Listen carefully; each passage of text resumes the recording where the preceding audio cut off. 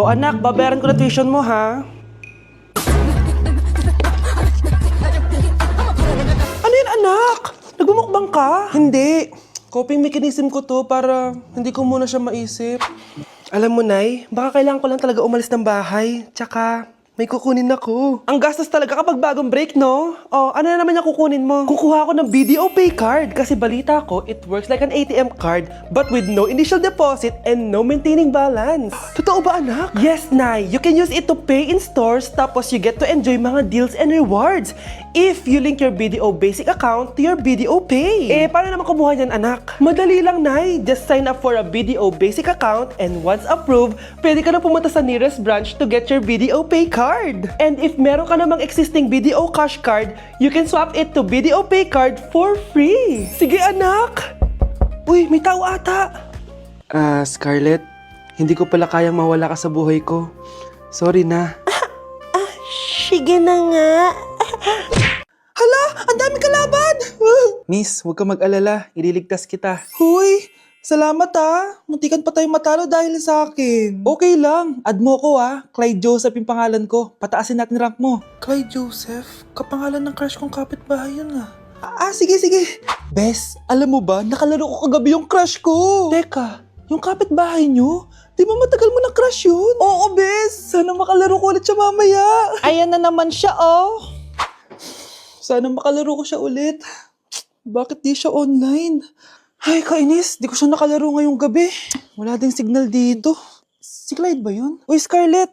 Sorry, di ako makakalaro ngayong gabi, Nawalan kami ng internet, kaya pala. Akala ko ayaw mo na akong kalaro, Ha? Grabe ka. Crush nga kita, Ha? Ano yun?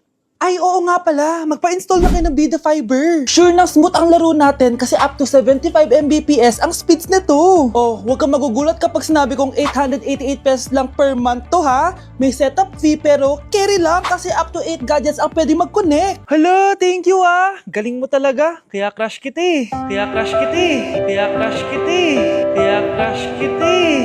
Manonood ako ng horror. Comedy na lang, puro ka horror. Nagmumukha ka ng multo. Eh di wag ka manood, basta horror ang papanoorin ko. Comedy nga, para masaya. Aba, pati yan pag-aawayan nyo? Ako na lang manonood. Ayan, comedy pa kasi gusto mo. Nakakatawa kasi yung mukha mo. Nayo! Anak, saan niyo gusto pumunta sa Sabado? Sa Baguio, Nay, para malamig tapos maraming strawberry. La Union na lang tayo, Nay, para sa beach tayo tapos picture-picture tapos kain tayo ng seafood. Ano ba talaga? Baguio, Nay, La Union. O sige, magkanya-kanya na lang tayo, ha? Mga anak, bibili ako ng pagkain. Ano gusto nyo? Jollibee Cheesy Yum Burger! Abay, mala! Nagkasundo kayo, Gaya-gaya. Bias ko yun, Bias ko din yan. Pero narinig ko na may bagong special Cheesy Yum Burger at gusto ko itry. O sige, mga anak, wait nyo ako, ha? Mga anak, kain na! Sarap pa rin itong original Cheesy Yum Burger for me. Ang beefy lang hap sarap patty with cheese and classic yum sauce ng Jollibee. Bias talaga! Wow! Kakaiba yung atake na itong special cheesy yum burger. Pang bias wrecker. May beefy lang hap sarap patty at cheese na nga. Meron pang crunchy pickle, onions, and ketchup. Oh, akala nyo kayo lang? Meron din ako niyan. Di talaga magpapatalo si nanay, True. Ma'am, pwede pa po ba ako mag-take ng quiz? Sorry po kung absent ako kahapon. Nilagnat po kasi ako, Ay, hindi na pwede. Di ba sabi ko, pag absent na, bawal na mag-quiz. Ano yan, one day lagnat? Tigilan mo ako. Ang sabihin mo, tinatamad ka mag-aral. Ma'am, please, sige na. Humahabol po kasi ako na with honors, Oh, okay ko. Kung gusto mo mag-with honors, hindi ka dapat nagkakasakit. Hello ma'am. Good afternoon po. Yes po ma'am. Kayo po yung nanay ni Scarlett, di ba? Ay, opo ma'am. Yung anak ko kasi nilagnat. Kawawa naman. Pwede pa po ba siya mag-take ng quiz? Humahabol kasi siya ng with honors Sayang naman. Ay, ganun po ba ma'am? Kawawa naman po pala si Scarlett. Di bale ma'am, bibigyan ko na lang po siya ng quiz. Nak, sa susunod kasi magsabi ka sa akin ha. Hindi po kasi siya nagsasabi sa akin Nagka-amnesia siguro to. Naku, salamat sa konsiderasyon ma'am Sobrang bait niyo po. Ay, opo ma'am. Mabait po talaga ako. Di ba nak? Opo nay. Mabait po siya.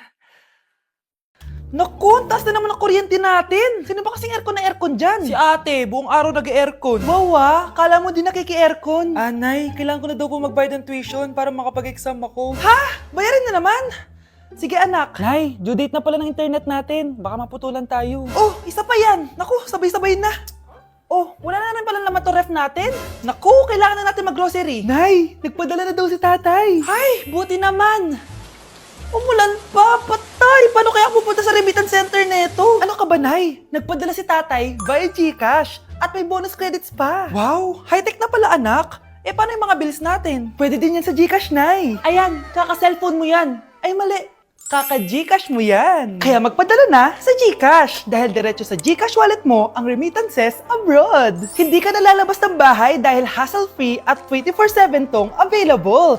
At wala tong transfer fee sa mga verified users.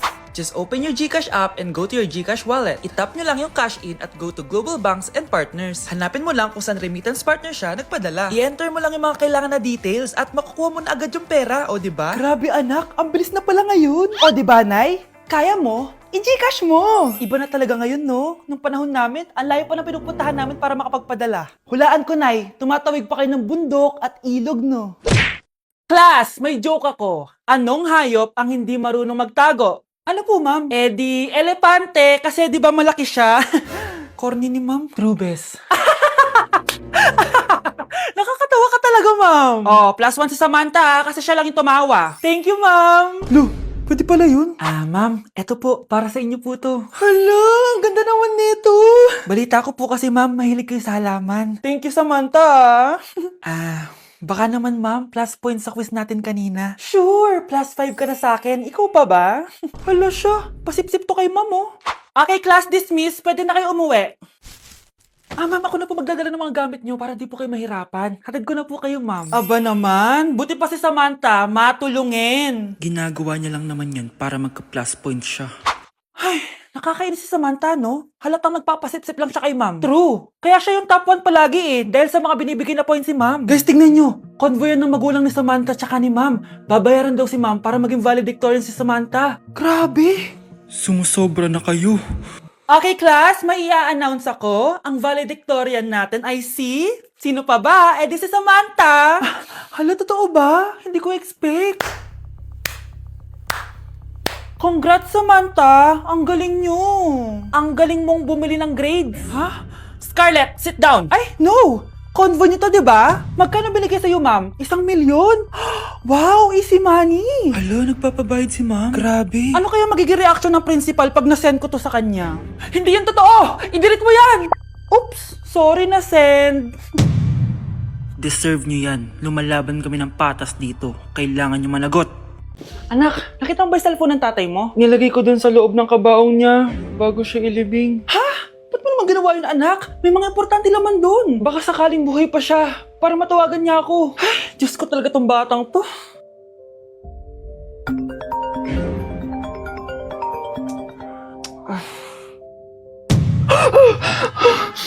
Matawag si tatay. Nay, kailangan natin pumunta sa sementeryo. Tumawag sa akin si tatay. Anak, pwede ba? Wala akong oras makipagbiruan sa'yo. Marami pa akong tatapusin trabaho. Pero Nay, pag di ka pa tumigil, kukunin ko yung cellphone mo. Tay, sumagot ka. Alam kong buhay ka. Sa lahat ng pwede kong makita, ikaw pa talaga. Jessica, tinatawagan ko lang tatay ko. Nababaliw ko na talaga, no? Patay na tatay mo, di ba? Baliw. Hindi, buhay siya. Ito tandaan mo. Kapag hindi ka pa tumigil sa kabaliwan mo, susunod ka na sa tatay mo. Sinabihan akong baliw ni Jessica tapos sinaktan niya ako. Totoo naman, di ba? Nabuhay ka. Anak, nabalitaan mo na ba? Ha? Ang alin, Nay? Patay na si Jessica.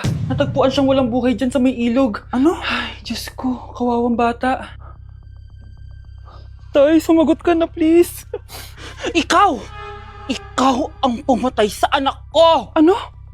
Eh, siya nga to ng away sa akin eh. Ikaw ang huli niyang kasama. Tandaan mo to. Isusunod kita sa tatay mo. Tay, hindi ko na alam gagawin ko. Sinisisi ako ng nanay ni Jessica sa pagkamatay ng anak niya. Natatakot ako. Anak, yung nanay ni Jessica. Oh, bakit, Nay? Pinatay daw. Binitin sa may puno. Ano? Nakakatakot na dito sa barangay natin, anak. Sinong pumapatay sa kanila? Nay, may tao. Sino po sila? Magandang araw po. Ako po si Detective Jason. Ako ang may hawak sa investigation case sa pagkamatay ni Cheska at ng kanyang nanay. Bakit kayo nandito? Dahil dito.